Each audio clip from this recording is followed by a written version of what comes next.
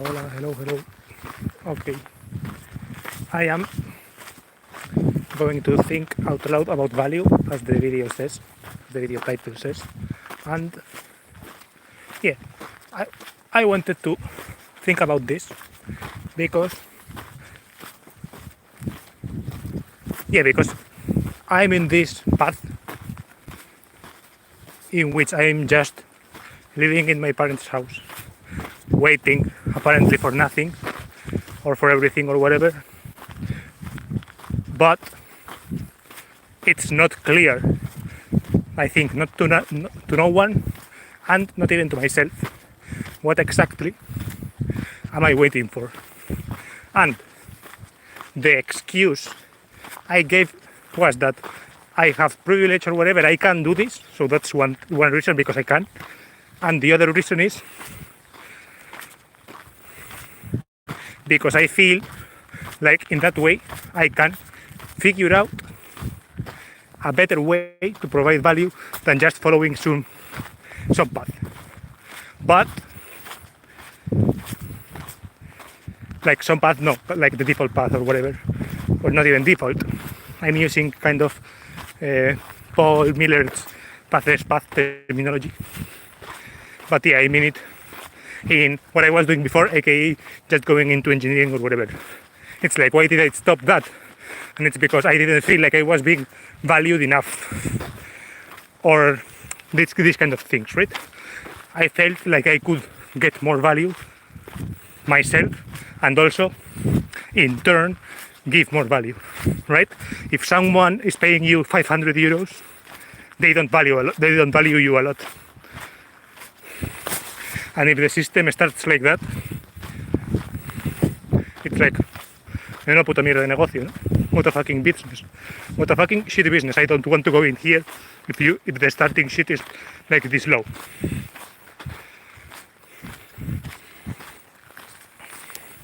It's like, I respect starting from the bottom and going up and climbing the ladder or whatever, but if the ladder starts from that low, it's like, it's not a fucking ladder I want to climb.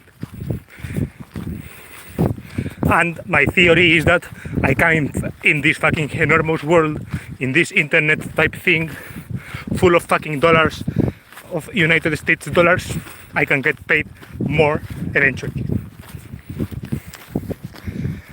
That's kind of my situation, the context or whatever. And for that, the thing is that maybe I'm wrong, right? Maybe what I do doesn't have value. Like, I don't have anything of value to provide to society, and I've just been wasting my time.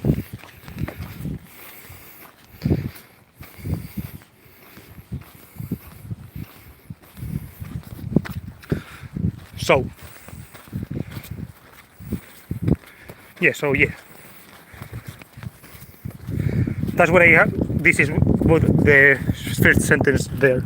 Does what I do have value? And what do I do?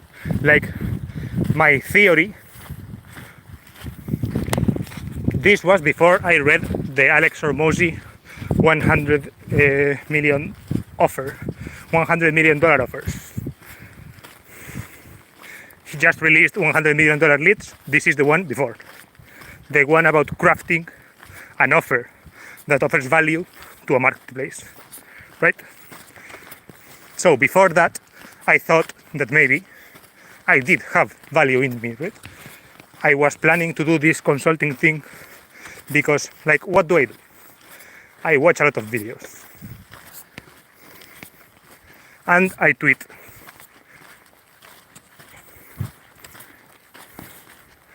And arguably, it could be said that, yeah, and I don't feel like it has been for nothing, right? I have gotten value from it. But the thing is that I don't, yeah, that's what I wanted to get into, the value thing. Because one thing is like provide value to a marketplace and to get past and to get money. And another different thing is like to be a valuable member of society, right? Or of a community or whatever.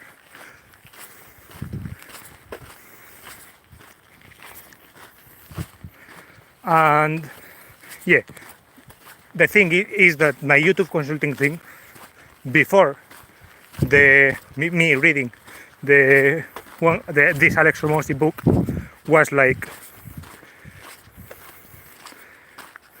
I was like, okay, I have watched a ton of YouTube videos that people have not. I have written a lot of comments that people have received well. I would, to use like this kind of terminology, to like at least one standard deviation for, to say an example, it's like a made up number, but yeah, it's like one standard deviation above the feedback other people get, right? If you write a comment like, thank you so much for the video, people write, like, they give you the heart, and they write, thank you for watching. But if you write a longer comment, more in depth or whatever, people notice and are like, oh, thank you for this long comment, blah, blah, blah, this was insightful, I think about this, right? And I thought, I do this for free, maybe there is someone who wants to pay me for that, right?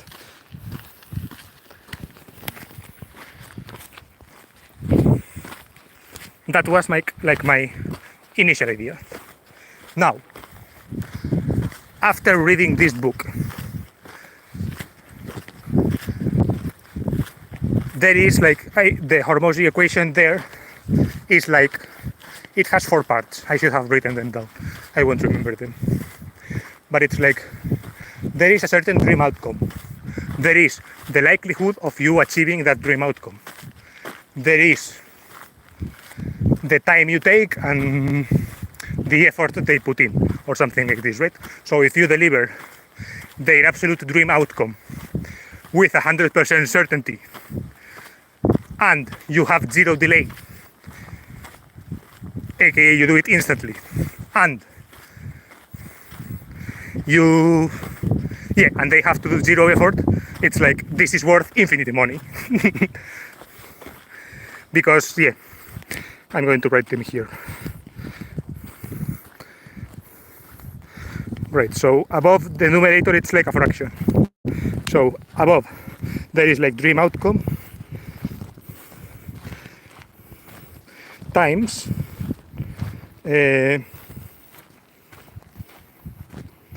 likelihood of achievement.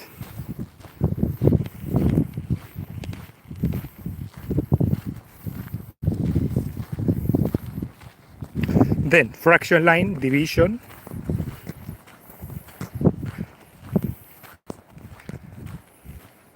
and what was it? Delay times effort. Right? So if this is like banking on, then it's like the delay, effort, and likelihood of achievement things are more or less understandable, and the dream outcome thing is like what the core business is about, right? So there are dream outcomes that are cheap, and there are dream outcomes that are expensive, right? So for example, everything related to money, and like that's why a lot of coaching business, well, that depends on the target more or less, but like fitness and all this is like a big industry because it has like this dream outcome component, a very strong dream outcome component, right? It's like you do want a nice body always and all these things. You want to lose weight quickly. Well, you want to lose weight. Like that is the dream outcome, right? And for the YouTube thing, it's like I was doubting myself on these things, right? Especially on the likelihood of achievement part, right? I don't know if my offer has, because this is like analyzing an offer. So for example, a gym subscription, because the guy Alex Hormozi started with gyms, so he uses gyms a lot in his examples. It's like he had a program where like he got paid $500, and the thing is that he polished his offer well enough so that he had maybe the dream outcome of the offer is like similar on all the gym on the gym space, right? Getting fit, but he tweaked these other parameters so that his offer had more value, therefore he could charge more. So for example, he had this program that was like he polished a lot the onboarding program and really focused on customer success. So if you take this path, he noticed that if you do these things and do all these other things and solve these problems, the likelihood of achievement goes way up. And he got confident enough to like put a good warranty and all this type of shit, right? And he micro tweaked delay and effort, for example, in like the things he sells, right? So for example, if you buy a regular gym membership, you're lost. But if you follow his stuff, if you followed his stuff, it's like you got really handheld. You got handheld through all like the steps, and you got like this good momentum going on and stuff like that. So he was able to to charge well for that, right? And then he goes more into the business side of things, and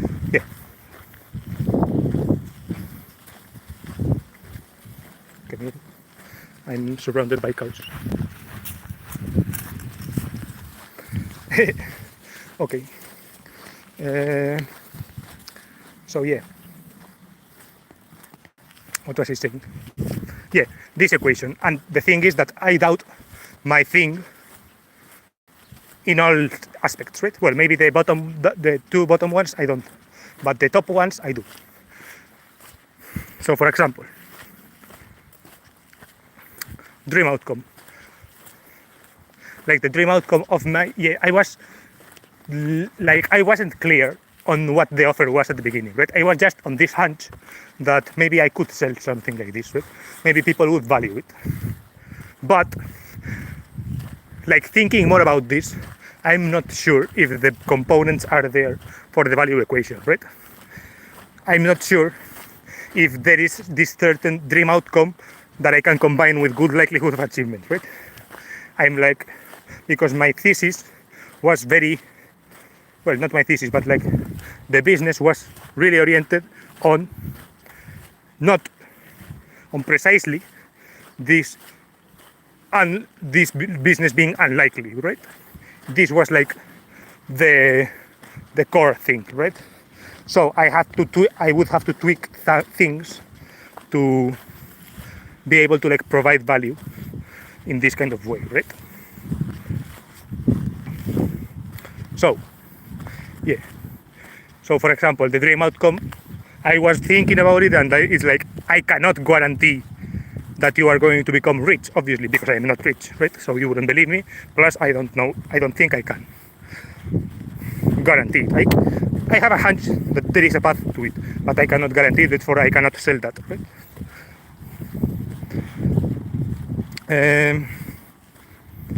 So what I was thinking was that the thing I can sell is like a path forward or like some kind of clarity, right?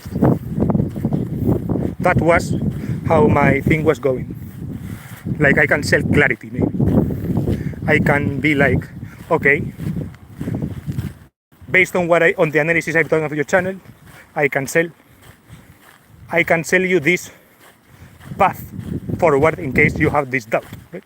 If you have doubts on where to go next, I can sell the path forward, right? The thing is that the path forward does not guarantee, it's not the path forward to success, like to monetary success, to money or whatever.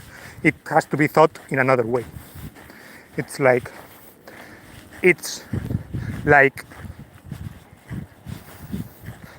the offer thing would be something like it's a path towards kind of like long-term viability of whatever you're doing, right? This is my analysis of what I think is viably long-term, conducive to success in general, which by my definition is some kind of like long-term endurance of whatever you're doing, right?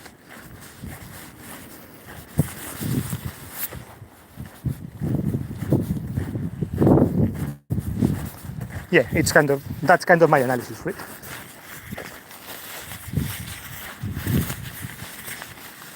And yeah, and the other thing that worries me is it's like it's not even the dream outcome. Then we get to the likelihood of achievement, right? And this is like where it gets tricky, right? I don't have any confidence in the things, right? It's like it's not that I don't have any confidence. It's like I believe it would succeed, but I can't prove it or whatever, right?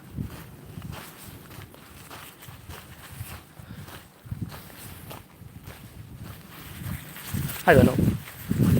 Then Alex Ramosi goes into like, this is because you need testimonials or something like this, right? You need to do the thing for free. And like, yeah, to go in like the customer journey and whatever, right? So maybe that could be like one thing to do, right? Like one pending task to do it that way.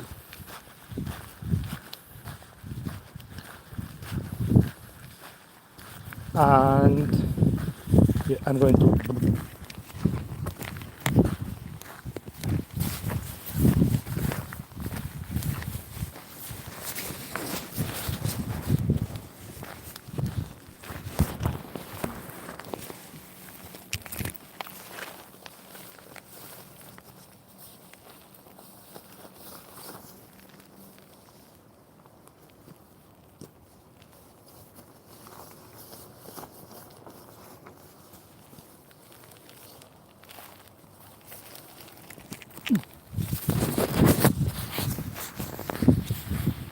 All right. So that was one thing, right? I was worried about these things. Then I have the word supercar below because this is like getting more into, yeah, okay, but before I talked about how I don't know like if I can provide value in this way, but I have gotten value from these things, right? I have gotten value from,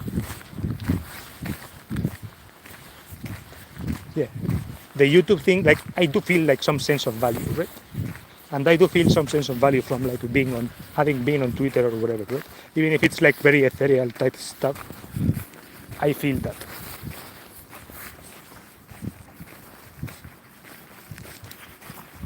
I see some more.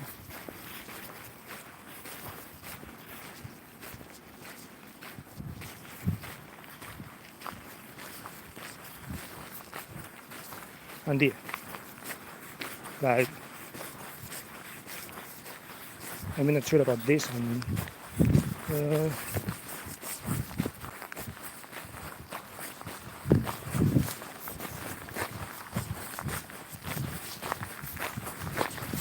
and about the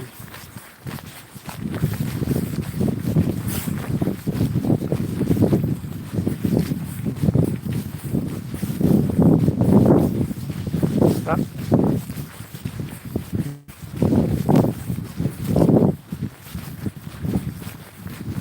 okay. What was I saying?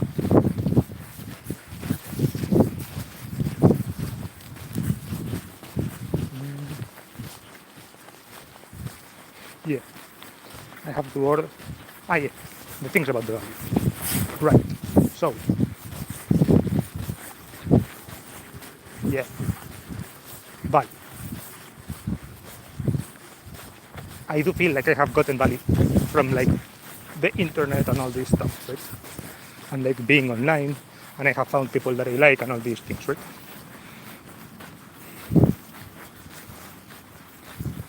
So I was thinking like about this in these different economic theories or whatever, what value is, right? Because there is like this labor theory of value, there is like the subjective theory of value, and I was like leaning into more the subjective thing to like, yeah, to like find a way in which I'm valuable, right? Because that's the thing, I want to find where I am valuable. in the monetary sense, in one sense, like in the labor slash marketplace value, but also like in general, right?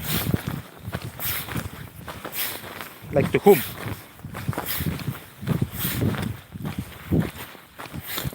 And for that, I wanted to like go into what value is, right? And I was like, supercars are valuable to me, right? It's like there is this subjective theory of value that says that if they get made because they are valuable to someone, right? Or something like this. And I was thinking like, are they like good for society? Like, is it good? Because I always think it's like, what would a world without supercars be like, right? And that's kind of like communist Russia or something like this, right? And it's like, that's kind of a society where value is like dictated by different things, right? It's like everyone had a house, but it was like this Khrushchevka or like, yeah, this different kind of housing, this like apartment that is very standardized or whatever. It's like, it was hard to get a car, but you have like the metro, so like, right? It was different. It was running on like different value, on like a different value system. And that value system seems pretty unsuccessful, right? It doesn't seem to like provide the like, it seems like it did well with housing, for example, but with hunger and all these things, it doesn't seem like it did so well at the beginning.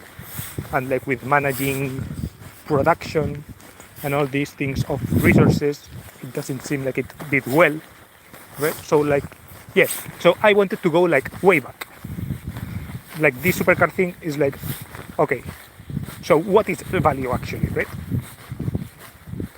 It's like, what do you need to survive? This is like the first thing, right? Like in the Maslow type shit, that's like the first thing. And it's like, you need food, you need water, you need like air and all that kind of shit, right? And then maybe in a little bit of a escalon, in a step above, you need like housing, yeah, like shelter, and maybe clothing, or like, yeah, protection to the elements in whatever sense, right? And then for the furthering of the species, you need like to fuck, or something like this, right? So it's like the things that you value are like food, and the way that all these value theories got made, it's because of exchanging one thing for another, right?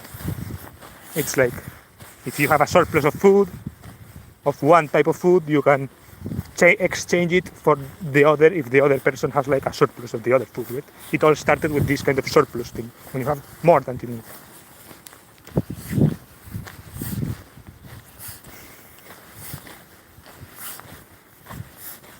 And in this frame, I'm like, we are already in the we have more than we need stage, right, of life.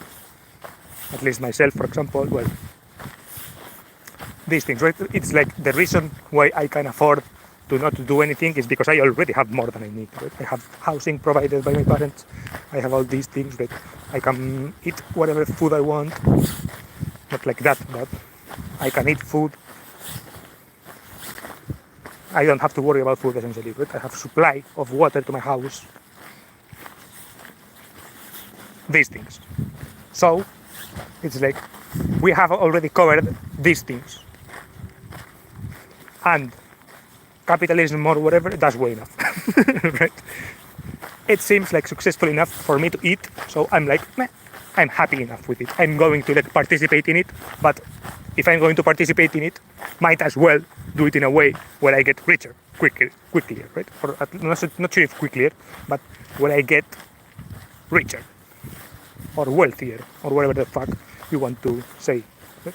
So that's what I was thinking of, like supercars, right? It's like we are already in this abundance kind of mindset, right? So it's like supercars are a good actually, right?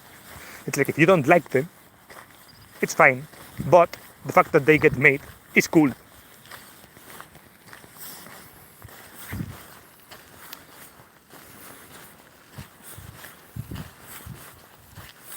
And yeah, the thing I have here about at the end of it, it's about time. That's the common currency, right? Like, that's what I think, right? At the end of it all, it's about time. Once we're in this post scarcity thing, right? It's like I'm not like when I say I don't have to worry about money, it's like a lie. I don't have to worry about food. It's a lie because it's like I temporarily don't have to worry about money, aka food, but I will soon have to worry about it. And but the thing is that yeah, I am fairly confident that I'm not going to die of hunger, right? Like if it came to that, I would be able to solve for that because of the skill set that I have and all these things, right? But I feel like there is a way for me to become richer than the path that simply solves for food, right? That simply solves for food on the table and paying rent. There is a path for me that allows for more riches if I only figure out this kind of value thing. That's kind of my what I'm thinking. And at the end of it, it's like about time. Yeah, I also wanted to talk about more things, right? About, for example, healthcare. Health. It's like, because what do people value? Oh, yeah, okay. This is like tying into the thing before, right? Like the community thing. It's like, there are some things that you cannot buy, right?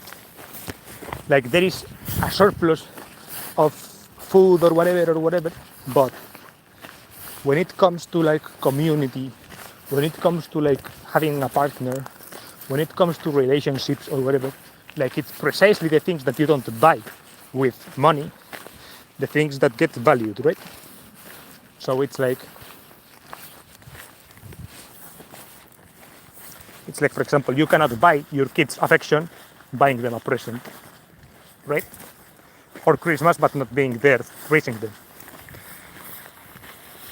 It's like you have to be there raising them. That's how you gain the affection and the love or whatever, right? This is a thing that you cannot buy with money.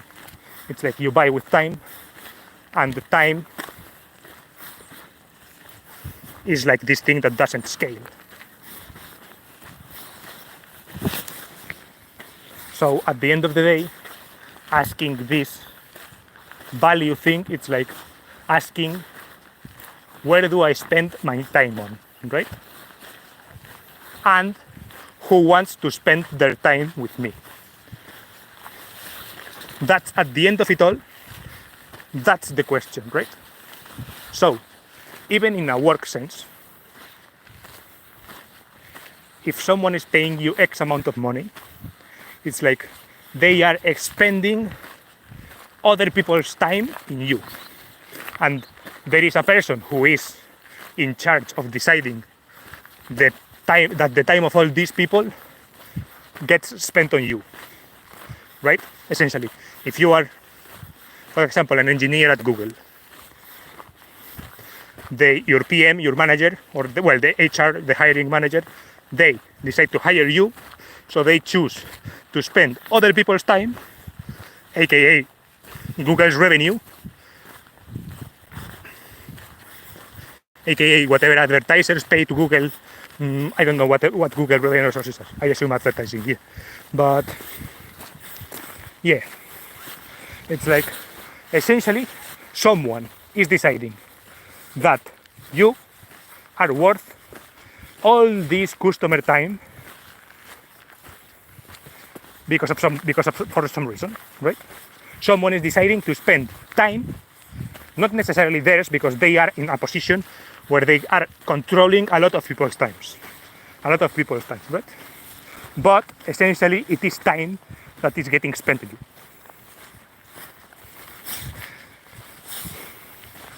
And for then the person at Google that got all this money, they still have like hours of the day, so they exchange some of the hours of the day for money, but then they have the rest of the hours of the day to decide how to spend them, right? Or where to spend them, when to spend, like with whom, all these things, right?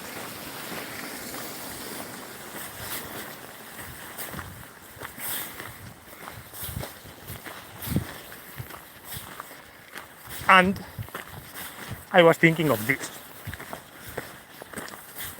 in this time sense, like, well, first of all, like random side thought. I thought of it like there's this theory that says that like Protestant countries or whatever, because they have like times where they have to spend time in a worse way, for example, like in the winter or this type of shit, it's like they have to figure out ways to like spend time more efficiently or to prepare for the shit. Meanwhile, if you're like in Thailand, where it's in the beach in Thailand, where it's always like fucking 20 degrees or whatever, and yeah, well, it's actually fucking 30 degrees, where it's always like tropical type shit, where food rains on you, where like it's so fucking easy to plant rice, right? Then it's like you can just hang out by the beach and you can afford to do that, right? You can afford to spend time like that. And that's why, like, yeah, that's I guess like this theory of why like these hard sciences and like where these like hard religions that are very studious got made in this kind of what it's essentially called sometime of this type environment, right?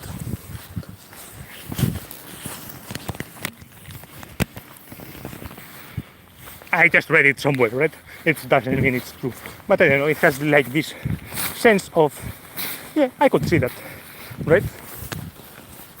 So it's like, okay, so what do I want to do with my life, right? It's like, what do I want to do with my time?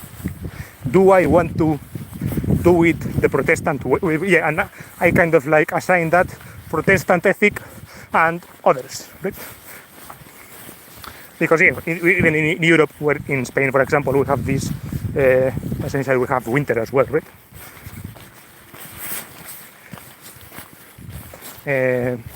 Yeah, we're Catholic, right? So it's like, it's different. Like the word ethic is different. It developed in a different way. There is like less of a focus on work and more of a focus on other things. Yeah, so it's like, I want to wonder, like, where am I in this picture, right? Like, where do I want to spend my time? And I think that's where the value comes in that I talked about before, right? I want to spend my time talking to interesting people. I want to spend my time reading about like, the things that interesting people say. And I have found a lot of interestingness online.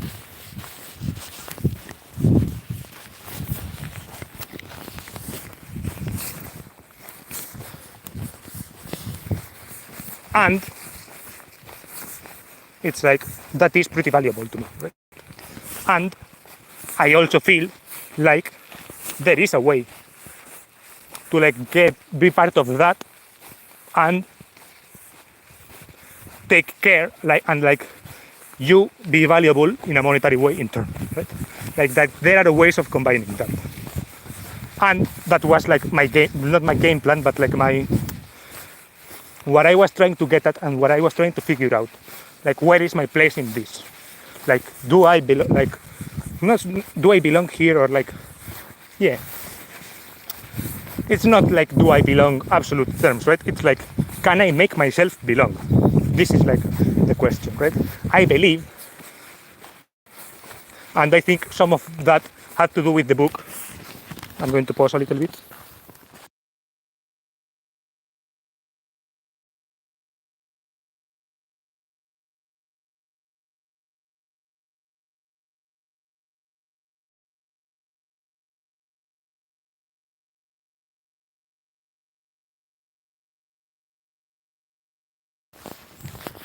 Okay. No, I was going to look up a note, but I don't have the note here. But essentially, I was thinking about being irreplaceable, right? That is kind of the ultimate value condition, right? If you're irreplaceable, it's like you are infinitely valuable. or like you are valuable up to the extent of the thing in which you are irreplaceable is valuable. So for example, if you are at Google and you do like some critical infrastructure or whatever, and the company Alphabet is worth like $1 trillion, it's like if you are infinitely valuable there, you are fucking,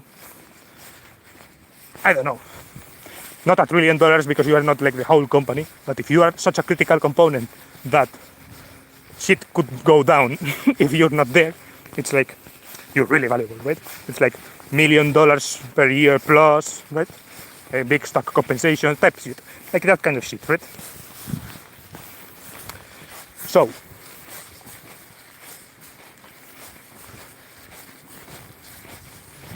yeah, I was thinking, can I make myself irreplaceable and all these things? Right? This is like a thought I have sometimes. And the thing is that I don't think so, right? I don't think that it is like, at the end of the day, no one is irreplaceable, right? Like that critical person at Google that gets paid like this insane comp is irreplaceable as long as Google, aka, or the infrastructure exists, like, or the critical infrastructure that he handles is there and is valuable, right? If for some reason Google were to collapse, he wouldn't be irreplaceable anymore, right? Prepper type scenario, right? If the zombie apocalypse starts and there is no longer critical infrastructure, he is no longer irreplaceable. He is very easily replaceable by someone with a rifle and ammunition, right? This is like what I was thinking. So it's like that guy who is really irreplaceable essentially is like, how did he find success if he considers himself successful, right? Then it would be like, yeah, I was really passionate about this thing and it turned out to be critical infrastructure for Google and for like the businesses that will run the future, right? Essentially, he got in the right wave. He got in the right tide. He got lifted by the right tide. But the way he arrived to the right tide, like there are, like, this is like on the where to spend my time issue, right? It's like, why would I spend my time? Like, yeah, essentially, what am I doing here? What am I doing here? Am I finding the right tide to get lifted up by? Am I finding my Thailand, right? As in, am I finding this state of contentedness or like a state of like being chill, state of security or whatever? Also, I know that Thailand is not like that. Like Thailand has like typhoons, like typhoons and all that type of shit. Right? So it's like, yeah, you're chilling by the beach, but sometimes you have to go like inside, and sometimes you're like a small wood hut gets fucking flooded.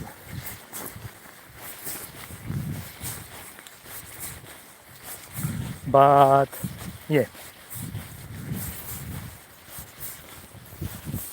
Yeah, so what am I trying to do here? Am I like with here? I don't mean in this video. I mean like online, in this waiting for a job, like not really having a job, but not really doing anything type shit, right? Like just being online. Like, what am I waiting for here?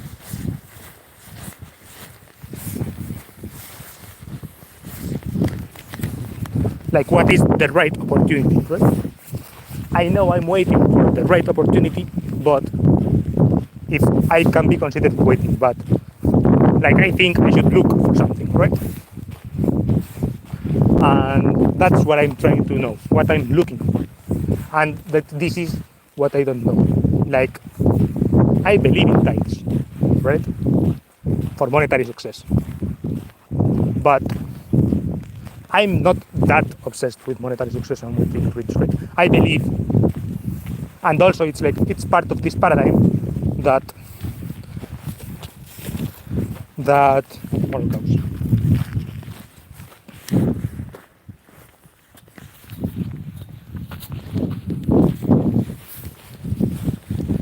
Like it's part of this paradigm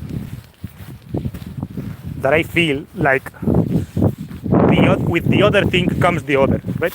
Like I feel like this right now with the path of contentness can come the path of success in ways that it couldn't before. Right?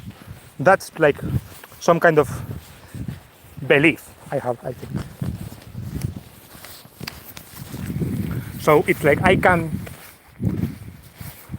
afford, if I can afford to look for contentness or to look for that spark or to look for that something, there will be, like now is the time to do it, right? Because for example, maybe if you're in the military ages and you're like a great woodworker and your passion is there, it's like maybe you cannot make that your whole business, right? Maybe you are bad at woodworking or something like this. Or maybe there is a better woodworker in town, and since you can only have one woodworker because like that's how villages work in the Middle Ages, it's like you have only one of these. It's like you cannot do this. Unless you are the son of the... Yeah, unless your surname is Smith, because you are literally the Smith's son, you cannot do smithing. Your surname is Schumacher. You have to make shoes, right? It's like, that is kind of how shit worked back in the day, right? I assume. In the cities and in like, yeah, cities, urban centers, maybe rural centers, and like, God forbid, you're not a fucking peasant. Then it's like, forget dreams or whatever. It's like fucking blow dirt. Blow dirt, plant shit, and recover the shit 6 months later or whatever. Right? I don't know how agriculture works, sorry. Like, do agriculture. That's the state of affairs, then I feel like. And now, and then it's like shit progressed, right? Then it's like you have cities in the 1940s, like in the 1920s or whatever, like cities, like you can actually go to the city and maybe you can be kind of like an artist and do this type of shit, right?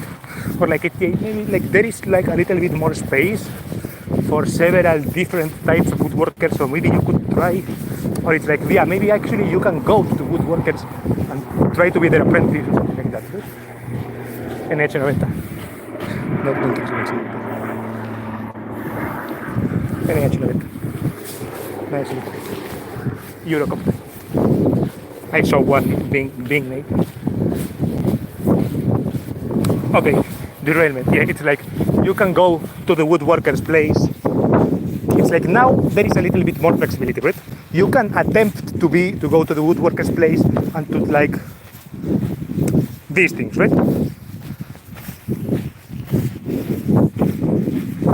But I feel like now it's like there is so much more opportunity for that, right? It's like if you're a good woodworker, you can fucking make woodworking courses. You can, it's like and you don't have to do them, right? It's like you don't have to be the expert in making woodworking courses. You don't have to be the expert in courses. You have to be the expert in woodworking, and you do have to be an expert in finding people who are good at that. You have to be an expert in this finding people business, right? And I feel like there is like so much latent opportunity in like these kind of crevices, right? And I feel like I can fit in some of these kind of crevices. This is kind of my gut sense. And the thing is that I feel like there is so much that I might as well look for mine, right? Look for what I will endure best. Right? Does this make sense? I think it makes sense, right? I think I'm not just not doing anything, right? But this is like my problem. I think that the thesis makes sense, but I'm not sure if like the day-to-day process of logging onto Twitter, watching a lot of fucking YouTube, worrying about shit, is like that. I think because I use the words being on Twitter and I use the words watching YouTube, I think it sounds wasting of like you're wasting your time and all this, when because for some reason, like that is the concept that people have of these things, right, in their mind, but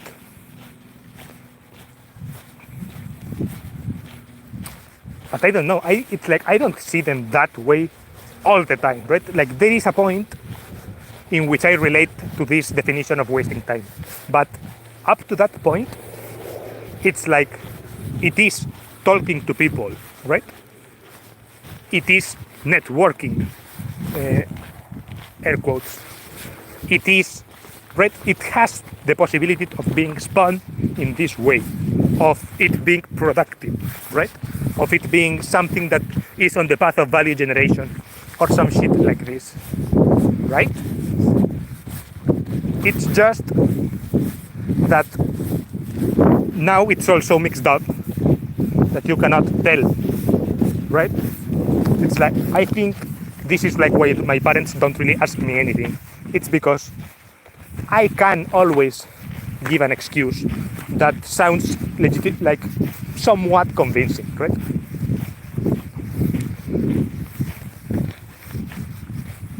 I think that's why there is not this big sense of worry in them. I think, like, I assume they're not big, like, really worried, or else, like, I would get more pressure, I would think. But, yeah, essentially these things, right?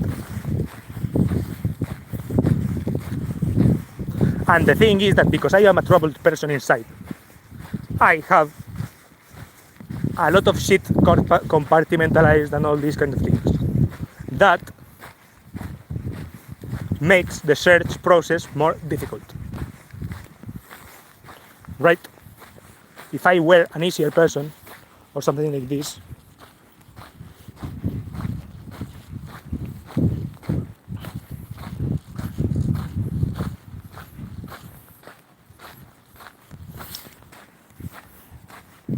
yeah, essentially, if I were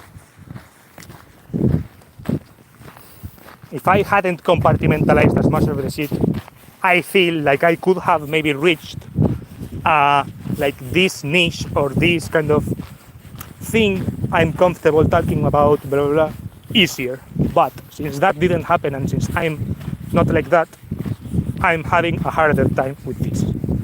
I get a lot of ideas and then I cancel them, or I get like a thought, I get like this feeling of something, and then I consider it further and it stops making sense.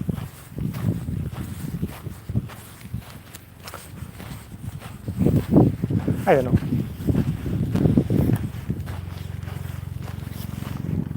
I do feel like lately stuff is changing for the better, and I'm like integrating this stuff better.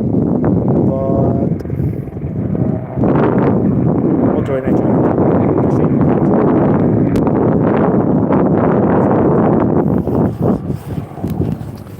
Cool copter. Yeah.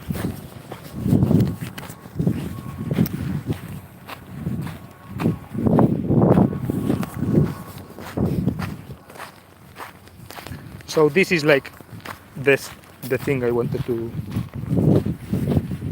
What was I saying? Oh yeah, that I'm troubled and whatever. It's like I think that's part of it, not the whole picture, but I think there is a part of my stuckness and what I feel like I'm taking so long to develop something, and that is because of this push and pull things in me, and because of these different sides and all these things, right? And because of this confusion and these things that I have compartmentalized, and because of my difficulty at putting together some things, and yeah, it's like on the one hand I am somewhat of like a core belief regarding this finding the right opportunity is that there has to be alignment, right? It's like if there is alignment within you with the opportunity, it's like that's how you know you have found the right? If the opportunity is aligned,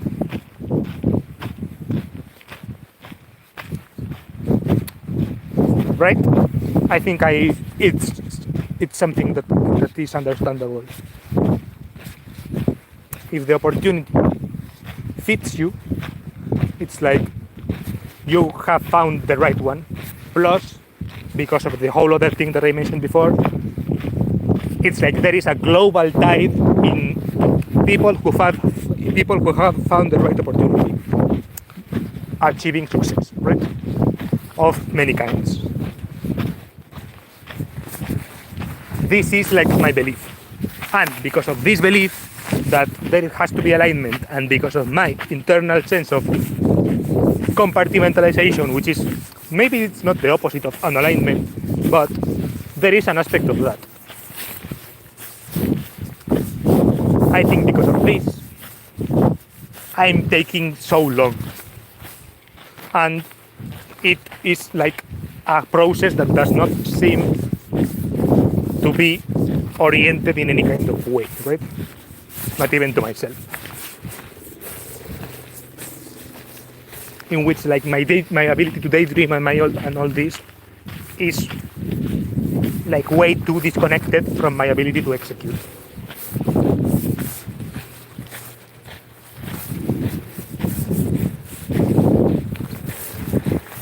I don't know. These are just some things I'm thinking out loud, by the way. As you can see, I don't have it written. But yeah, these are kind of like the things I'm thinking about.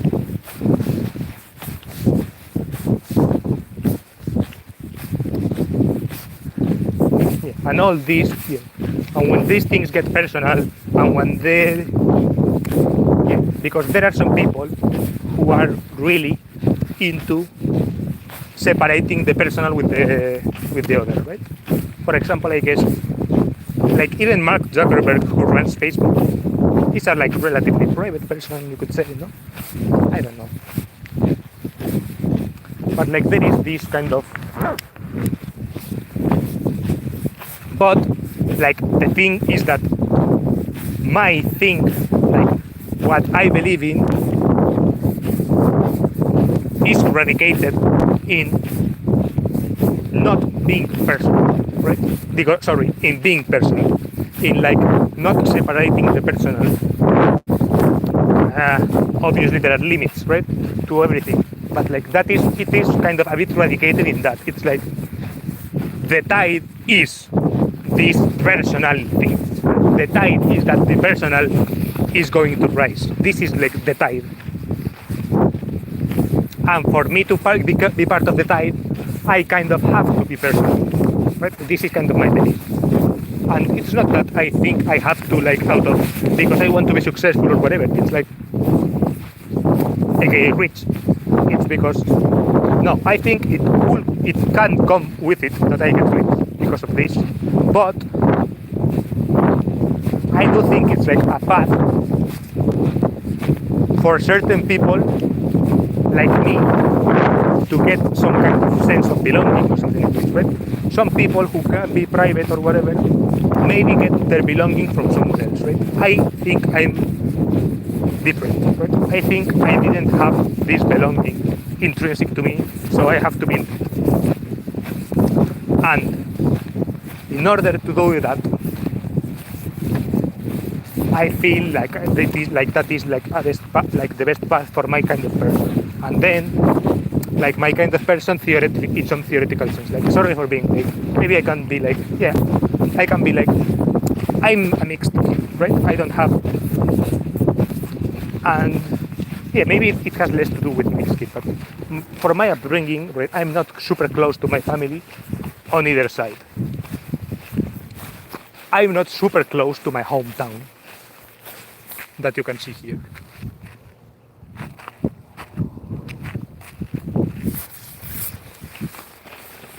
I'm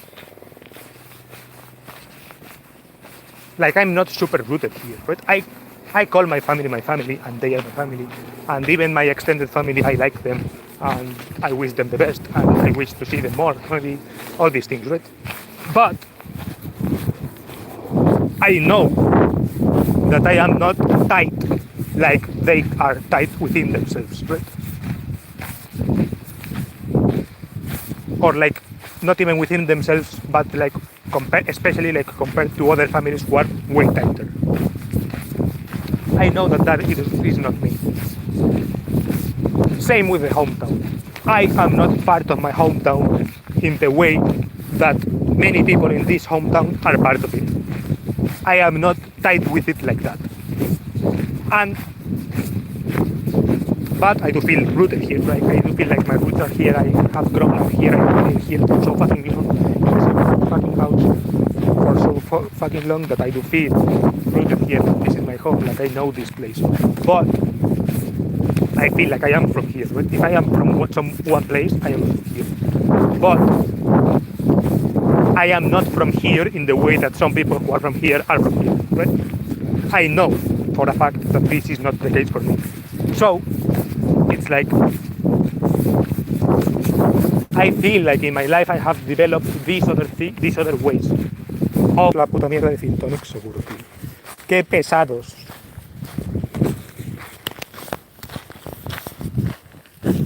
Okay, what I was saying.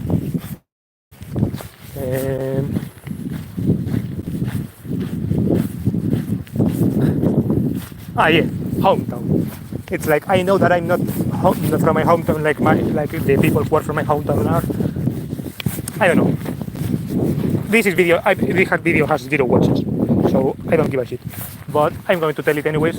In case you're here from the future and I have been right, and you're watching this, and you are from a place with a whole different context than mine, know that in Spain, I am from Spain. And here in the town, in small towns, like every small town has like their saint, right? The church has like this figure of that saint, and on that saint's day, because in Spain and in Catholic culture is like every day has a saint, like celebrates the saint of like a kind of saint. In the saint of the town, which in my town it's San Miguel and San Francisco, I think. Those days they are like town holiday, and there are like festivities in those days and in the weeks surrounding them, right? There is like they close the main street and they put like some kind of shitty market there. It's like there are like parties. Yeah, it's like the whole town is kind of a party in that sense. And I am not like tied to any of the groups that organize these parties. I am not one of the people who often goes to these parties. I don't engage in like bullfighting or like bull running or watching those. I don't feel connected to that, right? It's like I don't feel connected like that to this place in this way. I have a friend, for example, who even though he doesn't like watch bull running or whatever, it's like his parent and his grandparent and all this, and he lives in a building that has been built by his grandfather or by his great grandfather and this type of shit, right? It's like he's very rooted there, right? And for example, his mom is from a different city, but she came here and she's like now very of this town, right? Because she has been living here for a long time. She has raised her kids here, all that, right? It's like she has become part of this network. She has been kind of adopted by this people. And in Spain, I think Spanish culture is very like that, right? I, for example, feel like other cultures, for example, Japanese culture has like the stereotype of being different from that. It has like this feeling of you won't ever become part of this culture, right? Japanese culture is more like that. I got the same vibe with German culture, right?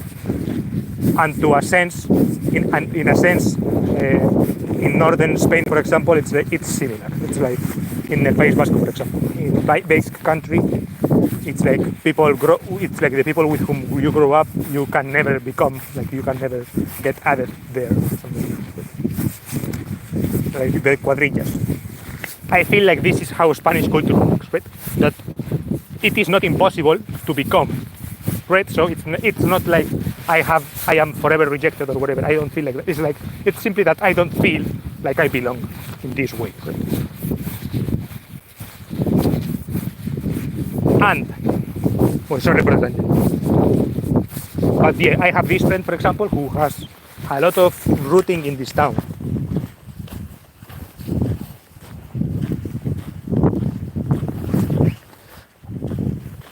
Well, I don't. It's like I don't feel that connected here to here. I don't feel like it's not like I don't want to be part of these networks, but yeah, I think I don't want to be part of this network either, right? It's like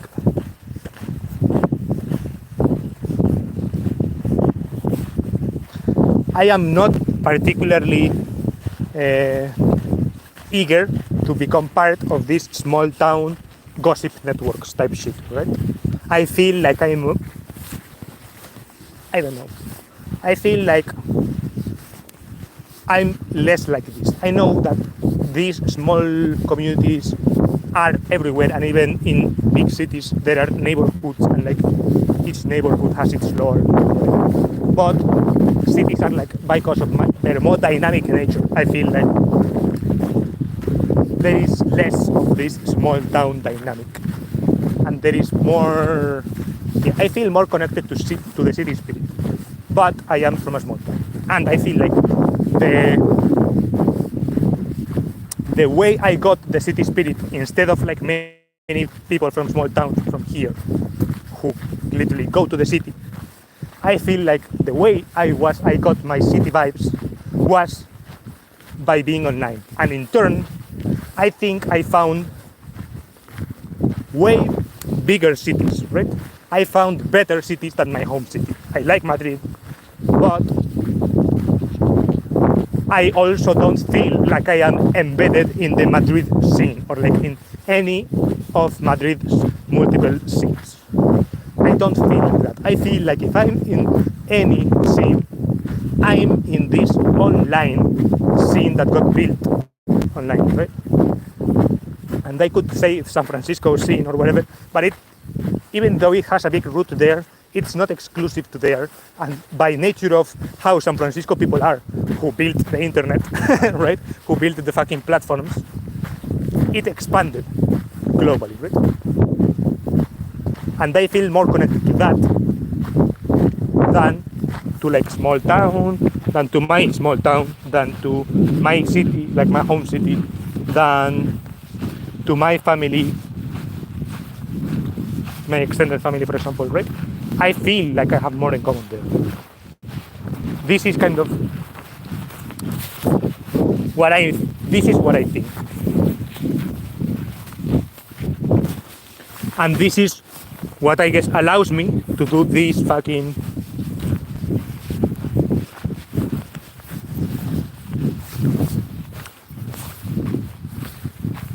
to do these things, right? To, I guess, waste so much time. It's because it's like, if you're not making money with your family, do you consider a waste of time? Do you consider it a waste of time? It's like, obviously not, right? People love spending time with their families. Well, some people do think it's a waste of time, right? I follow a copywriter who was like, who it was a husband. Yeah, I can fucking show it, I guess. CHI.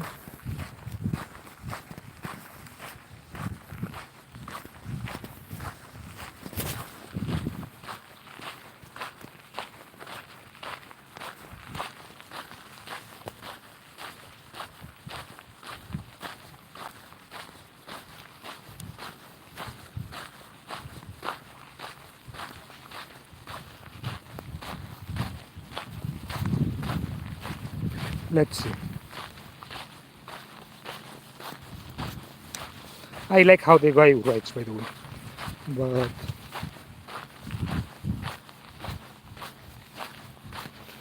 I find it funny, more or less. But I don't always agree with what he says, and this is like one case of that. How the fuck? Bro, I forgot what it was.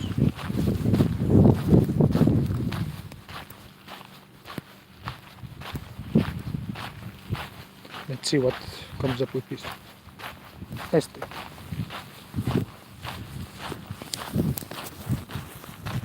Yeah, here it says, the email is about like firing your boss. And people use this firing your boss expression, and he says that the expression is stupid. Maybe, probably. But yeah, he says here, second reason why you shouldn't fire your boss, or why you shouldn't say you fired your boss. It's like because most people shouldn't fire their boss, they should fire their partner. Right? And it's like one time I was going to hang out with one guy. He was like a couple of months behind me, and finally told him, okay, we hung out on Wednesday at 6 p.m. And the guy had a big business idea, and he wanted to like get introduced to that. Right? And his answer was like, sorry, it's not. On Wednesday I can't because I have to take my kid to music class or something. Right? And I was like, yeah, on the one hand, this guy makes sense. It's like he's basically saying you should, if your partner isn't with you in your business goals, like isn't aligned with your business goals and with your ambition or whatever, like you should not be with them. Maybe this is like right, but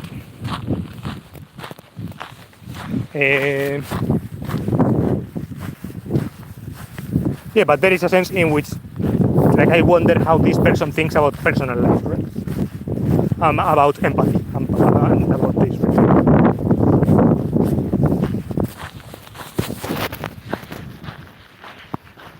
So there is a sense in which there are some people who probably don't think spending time with their family is like,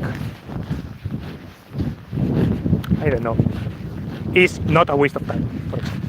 Like he thinks that for the guy to go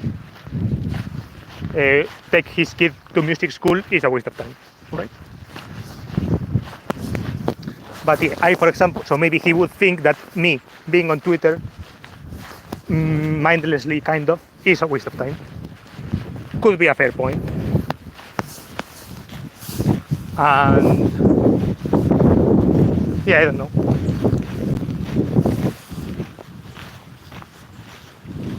Yeah, this is kind of like my dilemma, I guess, or my thinking.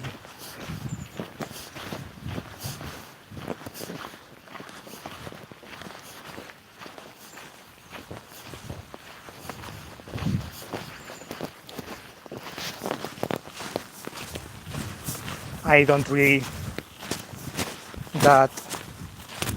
Yeah, I was saying that.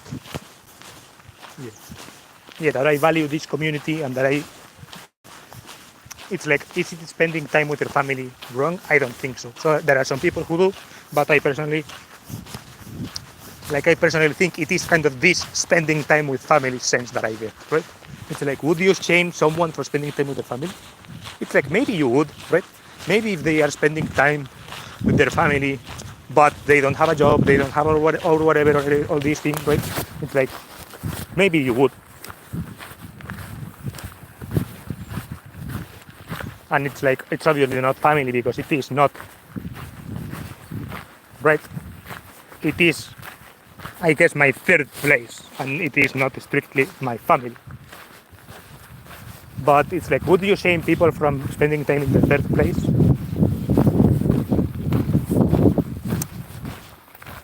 I don't know why you use the word shame, by the way. But yeah, I guess like,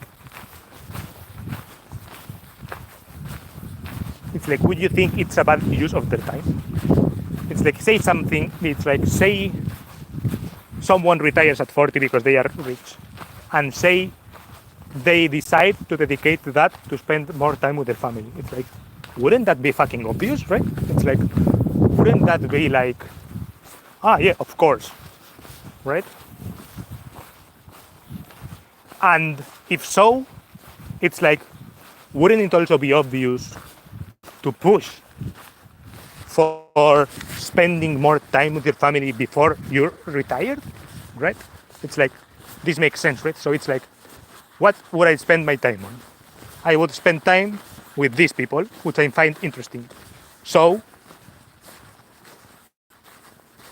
doesn't it make sense that I spend time with these people now? It's like, if you can't sustain it long term, then it doesn't, and you should get a job, maybe. But I also think, like, if there is this mix of circumstances in which I do think these people are actually people who hold much better jobs than the jobs I can get on my own. Like maybe I could get by osmosis or something like this, or by serendipities, right? It's like if they are in a better path than I am, plus I feel like they are super interesting on all these things, it's like, why the fuck shouldn't I just like listen to them? It's so obvious to me that I have never like articulated it, but it is kind of like ingrained. It's like it's a revealed preference. I like to say the revealed preference sentence a lot lately, but that is kind of my revealed preference, I guess, right?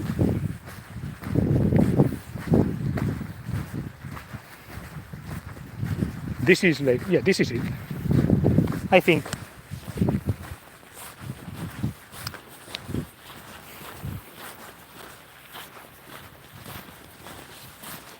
and I also feel like I have seen signal, right? I have seen signal. I have actually met people in real life who I like a lot from this, right? It is not, it has not been some delusional pursuit. There has been delusions in other senses, but has not been like a delusional pursuit. It has been actually a very real pursuit.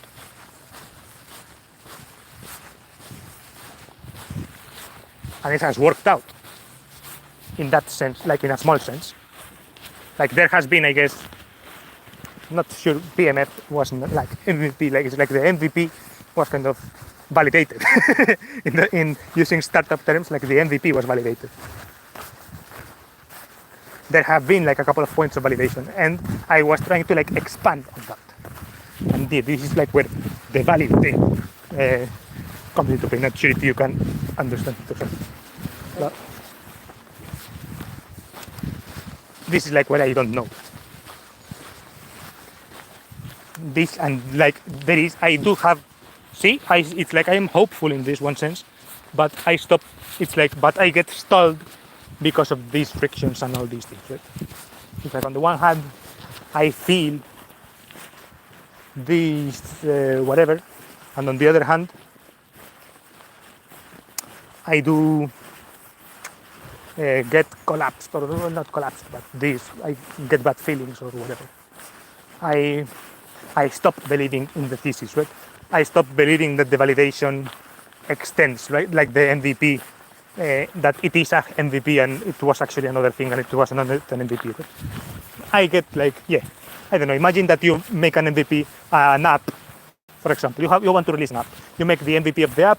You release it. You get some users. You validated it, and then you have to pivot, right? And for some circumstances, even though the MVP was validated, the circumstances change, the environment changes, and now your app is no longer working in that way. And you have to pivot to your whole business model. And you fail at that. It is possible that happens, right? I could be having validated something, having validated a business model. I'm using the terminology, but I don't mean it in a business sense. I could have validated this business model that is good, but it does not extend, but actually I have to pivot to this other thing, because they are not like compatible or whatever. I don't know. This is where my mind is at.